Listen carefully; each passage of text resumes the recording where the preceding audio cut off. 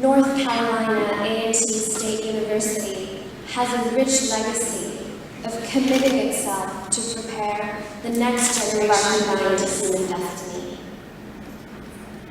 This is a heavy burden and also a great privilege, one that I have borne and continue to bear with great humility through my life.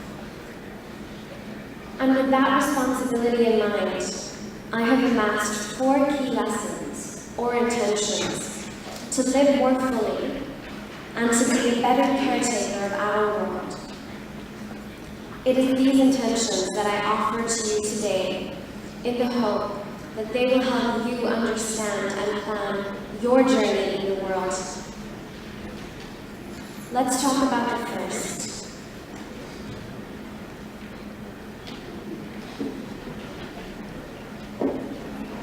There we go. The first is about our journey of growth and discovery.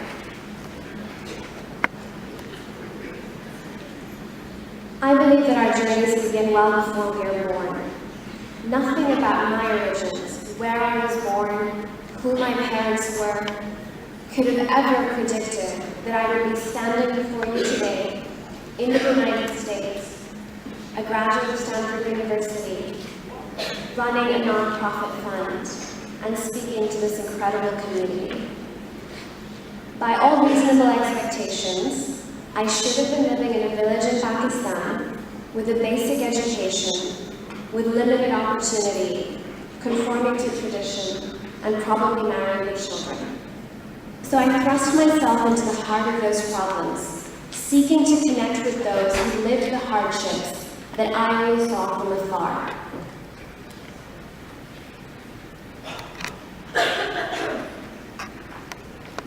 When I was 16, I volunteered in women's prisons.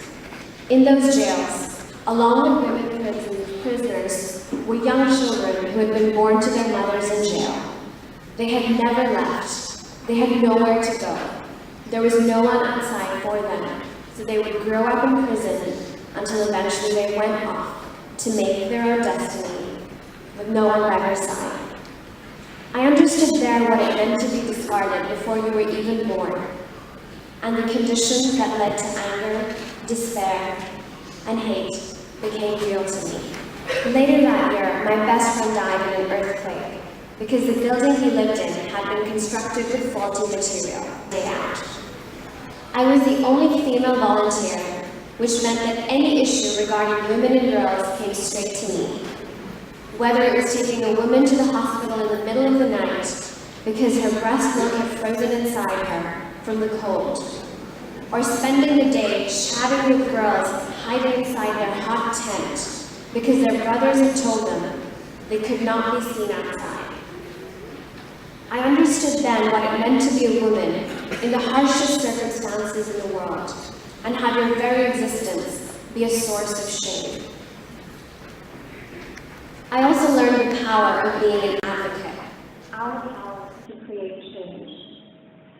Know that you have the power to change what you cannot accept, whether that is in your own life or in the world around you.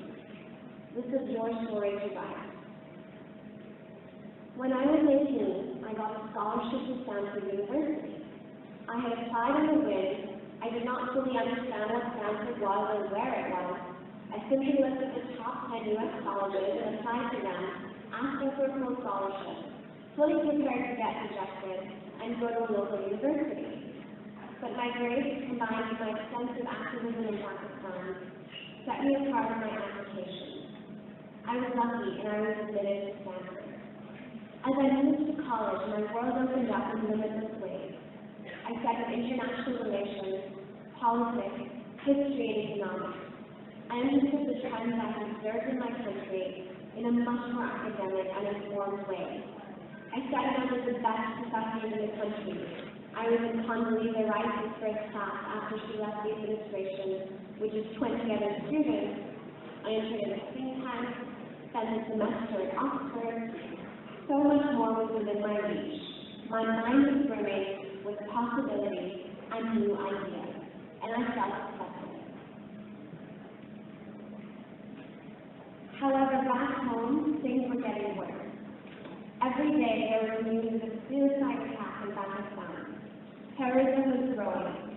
I felt the social fabric of my society crumbling. There was a suicide attack less than 1 mile from my home where my parents lived. Another one at the hotel where my sister held her wedding. I became increasingly fearful, sleeping with my phone on full volume, awaiting a call with bad news, constantly watching the news, wanting to understand, wanting to help. In my sophomore year, as I was sitting in my dorm room, I saw a video that I could not forget. An 11-year-old girl from the Swat Valley, a town 3 hours north of my own hometown, the capital city of Pakistan, had spoken out to a documentary. She was telling me and telling the whole world that the Taliban had taken over her hometown, that they were taking away her right to go to school and had shut down her school. As I heard that young girl's voice, I was overcome with a feeling of accountability to this child. I could have been her. I thought back to my college essays, where I wrote that if I could just get this education, I would empower other girls in my society. But how could I help this girl against the Taliban, all the way from Stanford University in California? This was a structural issue. This was bigger than me. This was about security and government. And the truth was, nobody in the country really cared. This girl came from a remote town. Journalists didn't write about the story. The government didn't pay attention. Could I, a 19-year-old, all the way in Silicon Valley, really change this girl's life? Change the opinion in the country? I didn't have an answer, but I knew I had to try. So I reached out to my father and told him I wanted to help. But that summer, I returned back to Pakistan with a plan. I thought to myself, I'll host a summer camp. I'll introduce this girl and other girls to mentors, to people with influence. I'll help them get connected. What could these girls do with everything I have amassed by growing up in the capital city, by going to Stanford? And if they had access to these people, to these role models, could they not change their own communities? I created an organization to protect my identity, called it Shiza Shahid, which translates to Tree of Knowledge.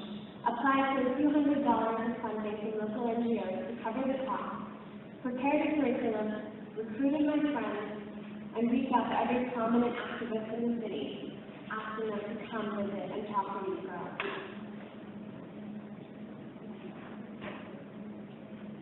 The summer camp took place in the summer of 2009. I knew immediately the power of the work that I did that summer. Soon after, the girls returned to school, and the lessons of the camp stayed with them as they built their lives as schoolgirls and activists.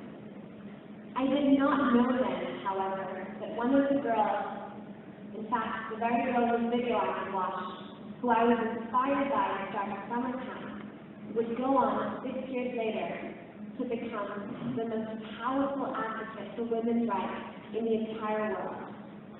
That girl was Malala. What I took away from that experience, and what I want to offer you is this. I could have done nothing that summer. In many ways, it was so large, I was so far away, and it was not my place. But somehow, from my dorm room at Stanford University, while drinking my Starbucks, I found a way to empower a girl in Swat Valley, a girl who would go on to become the most powerful advocate for women's rights in the world. The truth is, we are the ones we have been waiting for. There is no one else. So you must never doubt your ability to achieve anything, become anything, overcome anything, and inspire everything. There are no superheroes. There is just us. The third theme is living a life of passion. Go Aggies.